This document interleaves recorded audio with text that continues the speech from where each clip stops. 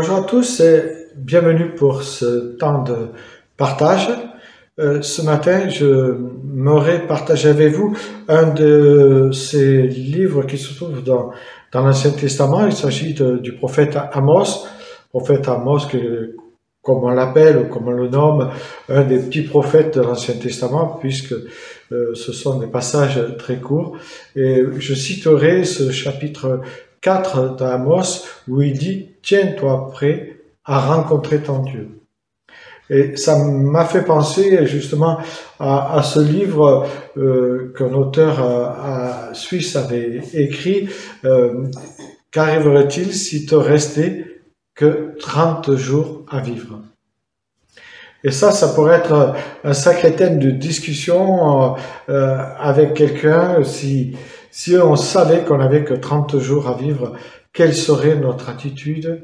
Quelles seraient nos premières réactions alors qu'on sait qu'on va mourir dans 30 jours?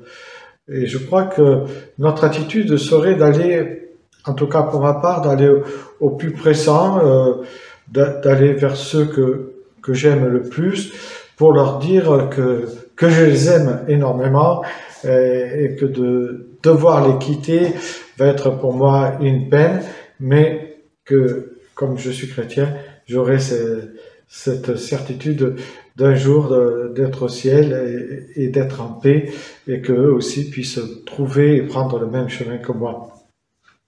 Et je pense que ce serait aussi le moyen pour moi d'essayer de passer plus de temps avec mon épouse, de lui dire toutes ses qualités, combien toutes ces années passées avec elle, j'ai pu apprécier quand elle a été là dans les bons moments, mais aussi dans les mauvais moments.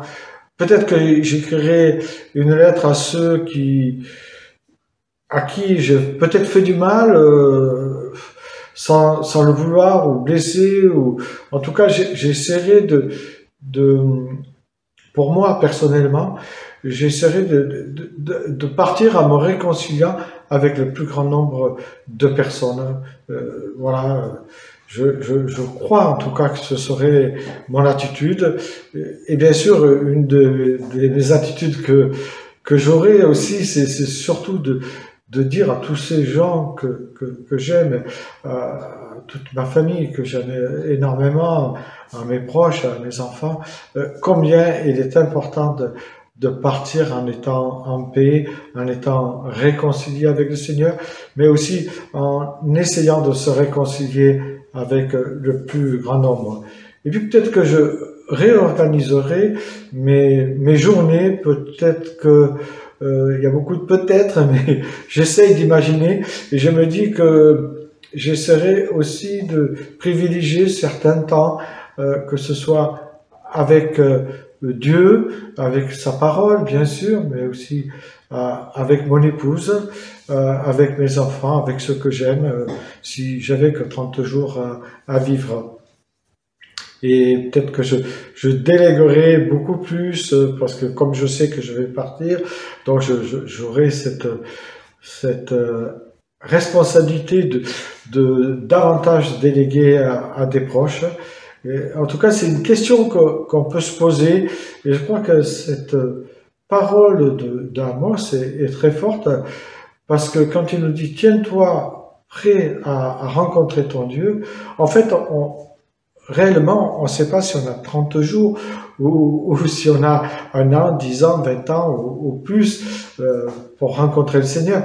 Ou peut-être qu'on a peut-être qu'1 heure, 2 heures, 3 heures, ou une semaine, ou que quelques jours pour le rencontrer. Et donc, il me semble que le prophète Amos nous informe et nous avertit en même temps que nous devons vivre chaque jour comme si nous ne devons plus être là le lendemain. Et ça change tout dans notre vie. Parce que nos priorités vont automatiquement changer si nous pensons que demain, nous ne serons peut-être pas là. Donc ça signifie qu'on va essayer de régler le plus de choses possible dans nos journées qui nous restent à vivre. Ça signifie qu'on va essayer de se réconcilier si on a besoin de se réconcilier. Parce que moi, ça m'embêterait de me retrouver devant Dieu et qu'il me dise, voilà, Pascal, tu as oublié de te réconcilier avec un tel ou une telle. Non, moi, j'aimerais arriver devant Dieu avec un sourire, émerveillé de ce qu'il est et de ce qu'il a supporté de ma part. Mais j'aimerais pas qu'il me dise, Pascal, tu as oublié de te réconcilier avec un tel ou une telle. Et donc, ce temps qu'il nous attribue sur la terre, c'est aussi pour pouvoir justement régler les situations qui sont et qui peuvent être réglées, parce que on sait très bien que la parole nous dit que pour régler une situation de conflictuelle, on va dire, il faut toujours deux personnes. Hein. Si tout seul on ne peut pas régler des situations, il faut que notre vis-à-vis soit d'accord pour qu'on règle cette situation.